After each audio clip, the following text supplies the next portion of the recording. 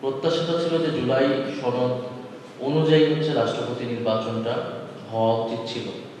যে নির্বাচনের পরে যেহেতু গণভোটের রায়ও সংস্কারের পক্ষে এসেছে, তো সেইটার সংস্কার করে ৭০ অনুচ্ছেদ সংস্কার করে আমরা যদি রাষ্ট্রপতি নির্বাচনটা করতে পারতাম, এবং জুলাই সনদ অনুযায়ী কিন্তু রাষ্ট্রপতির ক্ষমতা অনেকগুলো জায়গায় বৃদ্ধি পাওয়ার কথা ছিল, তাহলে আমরা আসলে একটা আসলেই নতুন বাংলাদেশ, গণতান্ত্রিক বাংলাদেশ, ক্ষমতার ভারসাম্য, এবং যেই রাষ্ট্রপতি যিনি নির্বাচিত হয়ে আসছেন তিনি আরো অনেক বেশি সম্মানিত হতেন এবং আরো অনেক বেশি গ্রহণযোগ্য এবং আস্থার জায়গাটা হতেন, ব্যক্তি হিসেবে না, এই পদটার সম্মানটা আরো বাড়বে।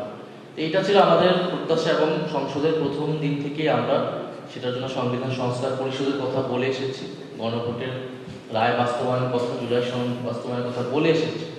তো সরকার দল তারা বলছে অক্ষরে অক্ষরে বাস্তবায়ন করবে, কিন্তু প্রত্যেকটা ঘটনা কিন্তু ঘটে যাচ্ছে, কিন্তু সেই অনুযায়ী কোনো ব্যবস্থা নেওয়া হচ্ছে না।